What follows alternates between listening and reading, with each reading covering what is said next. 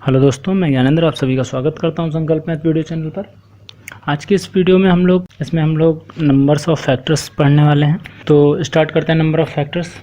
तो पहले number system में हम लोग देखते हैं किसी भी नंबर के फैक्टर निकालना। लेट कोई नंबर हमने मान लिया n कोई नंबर है। अगर इसको हम प्राइम नंबर्स में ब्रेक करें तो ये p1 p2 के पावर में हमने लिख लिया इसको, m और n इसकी पावर है। तो नंबर ऑफ फैक्टर्स हमारा कितना हो जाएगा, ये हो जाएगा m+1 इंटू n+1। कहने का मतलब ये है, एग्जांपल देखते हैं। हमने मान लो 12 कोई नंबर ले लिया, इसको हमने फैक्टर्स में ब्रेक किया, इसके फैक्टर्स हो जाएंगे 2 की पावर 2 इंटू 3 की पावर 1। अब नंबर ऑफ फैक्टर्स कितने हो जाएंगे, 2+1 इंटू 1+1 मतलब 6। आई थिंक बात समझ में आई होगी आप लोगों को। अगला एग्जांपल लेते हैं। अगले एग्जांपल में देखते हैं हम लोग कुछ। हमने अगला एग्जांपल ले लिया 300 को जब हम ब्रेक करेंगे तो ये हमारा आ जाएगा, वो ब्रेक करें हम 3 × 100 लिख सकते हैं। फिर इसको हम लिख सकते हैं ये 25 × 4। अब ये आ गया 2 की पावर 2, 3 की पावर 1, 5 की पावर 2। अब हमें ये किस रूप में आ गया, ये प्राइम नंबर्स के रूप में आ गया। अब नंबर ऑफ फैक्टर्स अगर हमें निकालने हैं तो हम इसकी पावर में 1 का इंक्रीमेंट करके और आपस में मल्टीप्लाई कर देंगे, यानी कि 3 × 2 = 6, 3 × 18। ये हमारा आंसर हो गया। ठीक है, अगला क्वेश्चन लेते हैं हम लोग। जैसे हमने ले लिया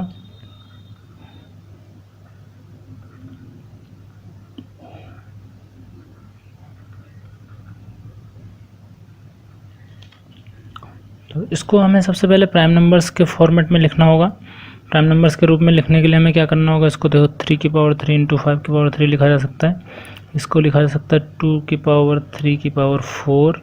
इसको लिखा जा सकता है 2 की पावर 2 की पावर 5 इंटू 3 की पावर 5। ये हमारा 3 की पावर 3, ये 5 की पावर 3, और ये हो जाएगा हमारा कितना, 2 की पावर 12 और 2 की पावर 10 इंटू 3 की पावर 5। ये जुड़ जाएगी इसकी पावर, ये 2 की पावर 22 हो जाएगी। ये जुड़ेगी 3 की पावर जुड़ेगी, ये हो जाएगी 3 की पावर 8 और 5 की पावर 3। अगर हमसे नंबर ऑफ फैक्टर्स पूछता है इसमें तो हम लोग क्या करेंगे, 22 + 1 तो 8 + 1 इंटू 3 + 1, इसका हम सम कर देंगे तो हमारा आंसर आ जाएगा 23 × 9 इंटू 4। इसको मल्टीप्लाई करके जो आंसर आएगा वो हमारा होगा नंबर ऑफ फैक्टर्स।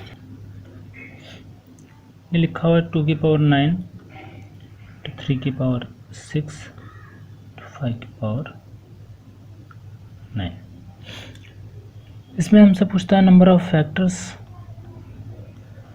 तो हम लोग नंबर ऑफ फैक्टर्स इसमें बता सकते हैं 9 + 1 इंटू 6 + 1 इंटू 9 + 1, यानी कि ये हो जाएगा 10 इंटू 7 इंटू 10, यानी कि 700। ये आ गया नंबर ऑफ फैक्टर्स। अगर हमें इसमें से पूछता है नंबर ऑफ ऑड फैक्टर्स तो हम लोग क्या करेंगे, इसमें हम इवन वाले हटा देंगे, ऑड फैक्टर्स का ले लेंगे सिर्फ। तो 6 + 1 इंटू 9 + 1, ये हमारा हो जाएगा 70। अब अगर हमसे कोई इवन फैक्टर्स पूछता है तो हम इसमें से इसको माइनस कर देंगे, तो ये हमारा हो जाएगा 630। ठीक है, इसके बाद में और क्या पूछा जा सकता है, number of factors divisible by 5।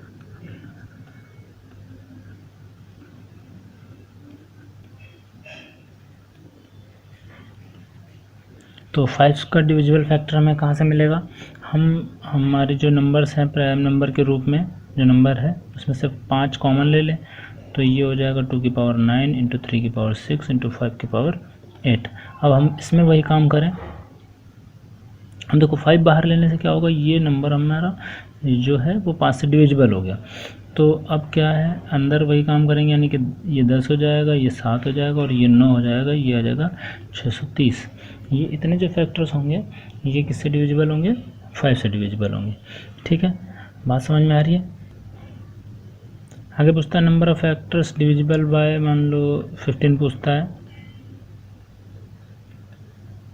तो हमें 15 कहाँ से मिलेगा, इसमें 3 और 5 से, तो एक 3 और एक 5 बाहर लेंगे तो ये हमारा सेम रहेगा, और ये एक पावर कम हो जाएगी, इसकी भी एक पावर कम हो जाएगी, और इसमें हम क्या करेंगे वही कार्यक्रम 10 × 6 × 9, ये आ जाएगा हमारा 540 ऐसे फैक्टर्स होंगे जो 15 से डिविजिबल होंगे। ठीक है, इस तरीके से अभी हम लोगों ने बात की थी नंबर ऑफ़ फैक्टर्स जो इवन है तो वो कैसे होते हैं, डिविजिबल बाय 2 होते हैं। तो इसमें से हमें एक 2 को बाहर लेना है, 2 बाहर लेने के लिए यहाँ से एक पावर कम हो जाएगी, यहाँ सेम रहेगा, यहाँ भी सेम रहेगा। अब इसको 9, इसको 7 और इसको 10 से गुणा कर देंगे तो ये हमारा आ जाएगा 630। आपको याद होगा कि हमारा ये आंसर 630 आया था 700 में से 70 घटा करके। ठीक है, अगला क्वेश्चन इसमें पूछा जा सकता है number of factors which are perfect square.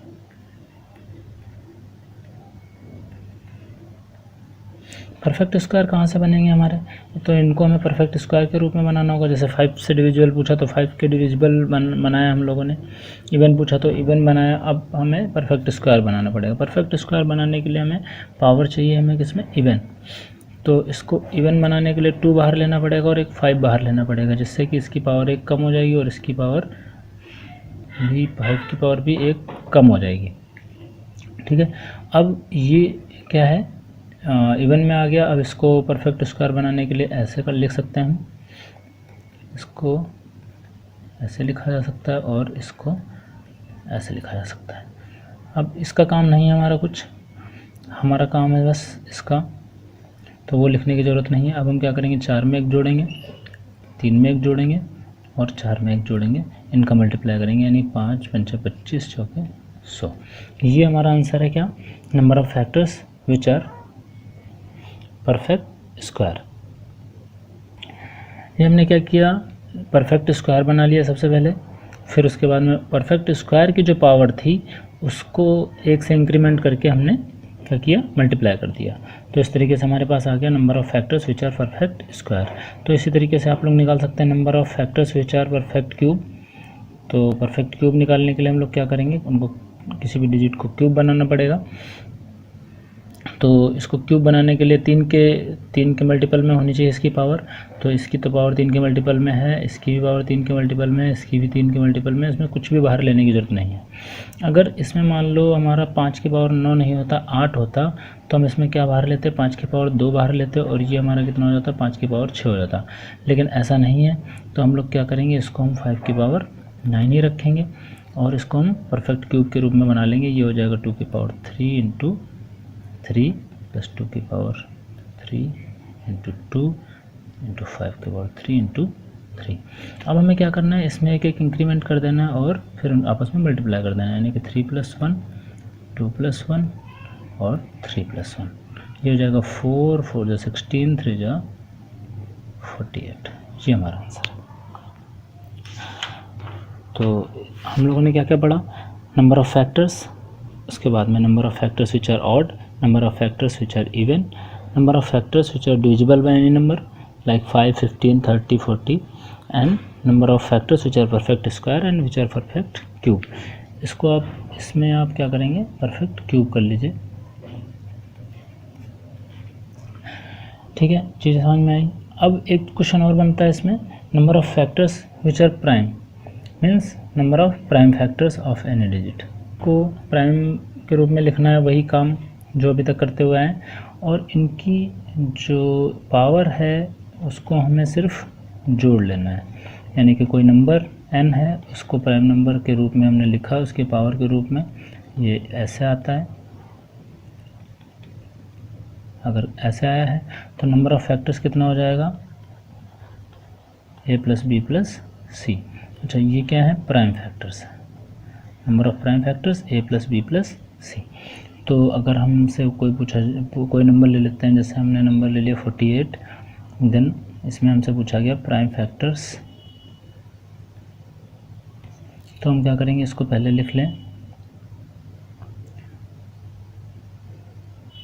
ये होता है 8 × 6, हो जाएगा 2 की पावर 3 × 2 × 3, ये हो जाएगा 2 की पावर 4 × 3 की पावर 1। अब हम क्या करेंगे, इसमें इंक्रीमेंट नहीं करेंगे, बस इसमें प्राइम फैक्टर्स हमें बताना है। तो 5 प्राइम फैक्टर हो जाएगा, हम 4 और 1 को जोड़ देंगे। ठीक है, तो ये बात हो गई हमारी प्राइम फैक्टर्स की। तो आई थिंक ये चीज़ें समझ में आई होंगी। बहुत ही इम्पोर्टेंट पॉइंट है ये, आप लोग लिख लीजिए। जैसे हम लोग एक चीज़ देखते हैं, अगर हमें फैक्टर निकालने हैं 9 के, तो 9 को हम क्या लिख सकते हैं, 3 की पावर 3। तो ये हो जाएगा 2 + 1 यानी कि 3। इसमें नंबर ऑफ़ फैक्टर्स कितने हो जाएंगे, नंबर ऑफ़ फैक्टर्स हो जाएंगे हमारे 3। इसी तरीके से अगर हम 16 का निकालें तो 16 को लिखा जा सकता है 2 की पावर 4। तो ये हो जाएगा इसमें नंबर ऑफ़ फैक्टर्स 5। ये 9, 16 के अलावा अगर हम किसी भी नंबर का निकालते हैं, मान लेते हैं हम 20 का निकाल रहे हैं, तो 20 को हमें क्या लिखना है, 4 × 5 यानी कि 2 की पावर 2 × 5 की पावर 1। ये हो जाएगा हमारा 3 × 2, 3 × 2 = 6। अब इसमें आपको एक चीज़ समझ में आ रही होगी, इन दोनों में, यहाँ से देखो सिमिलरिटी और यहाँ से सिमिलरिटी देखो। तो इधर क्या है, दोनों ये क्या है, परफेक्ट स्क्वायर है, और इधर दोनों ऑड है। यहाँ पर 20 क्या परफेक्ट स्क्वायर नहीं है, तो यहाँ पर क्या है, इवन है। अगर 20 के अलावा और कोई भी नंबर ले लेते हैं, जैसे हमने ले लिया है 26, तो ये 2 × 13 होगा। तो ये 2, इसकी पावर 1, इसकी पावर 1, 1 + 1 2 × 2 हो जाएगा, ये हो जाएगा 4। ये दोनों क्या है, इवन है। तो जब कोई परफेक्ट स्क्वायर होगा तो उसके जो नंबर ऑफ़ फैक्टर्स होंगे वो ऑड आएंगे, और जो परफेक्ट स्क्वायर नहीं होगा, not perfect square, then number of factors are even. ये बहुत ही इंपॉर्टेंट लाइन है, इसको लिख लीजिए।